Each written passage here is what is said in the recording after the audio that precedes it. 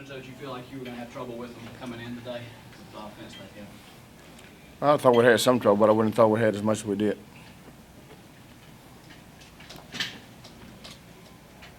Lorenzo, you seem to do a good job stopping the quarterback scramble a little bit there. You kind of, pushing up the middle, stopping Marshall.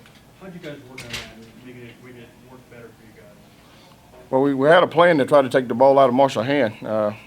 Early in the ball game, we brought pressure to hit him, and we jumped and tucked the back instead of hitting him. And so, I mean, we tried to do some things early to take the ball out of his hand, but obviously it didn't work.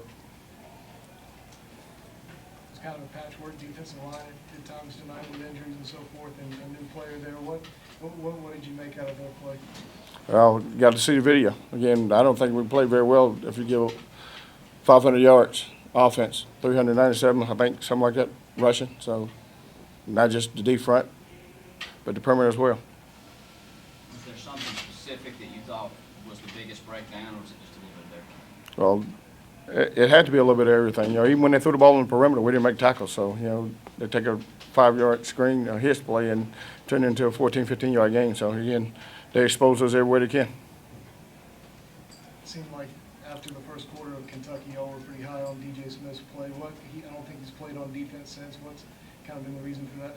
Well, we didn't play a lot of post-safety defense. DJ is a post-safety that, is a big striker, so we didn't play a lot of post-safety defense. We played a lot more quarters in this ball game than we played since I've been at South Carolina, because that's what you have to do if you're going to get an extra hat to a running quarterback. So, but that's the reason that DJ didn't play it, because we didn't play a lot of post-safety.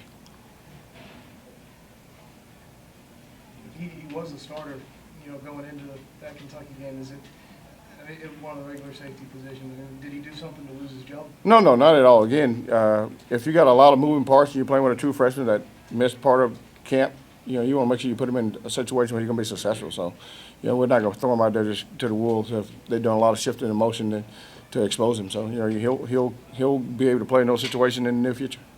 How do you bounce back from this after on the heels of what came before? Well, you have to. You got to go back to the drawing board. You got to. Can't give up. Again, we got 5 more games, I think, 4 more games to play, 5 more games, and so the season's not over.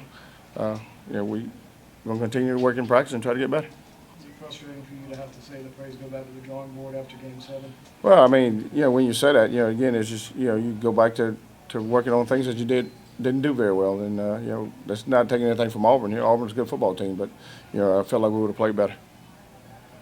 How do you assess the way Bryson Williams played defensive end? Do you think that's something that happen in the future? It's hard to say. Again, I would have to see the video. Again, I'm trying to make sure when I'm up in the box to see where the breakdowns are. So it's hard to assess one player's play with just sitting in the box and seeing it. So I would have to see the film to answer that question. Was JT 100% tonight? I think he was close to it. Again, it'll be, Auburn does a great job. We knew it. They do a great job of doubling the 2 inside tackles. That's why, we felt like we need strong guys, healthy guys to hold point. And they do a great job of double teaming and not worrying about the linebackers. They try to take the D tackles and set them in the linebacker lap. That's why there's blocking scheme that's set up. And so we knew we was going to get double team inside, and, it's going to be tough for those guys, but we just wanted them to hold point and not get washed. Was it encouraging for you that first drive to force that punt? Did you think it was going to be a good night?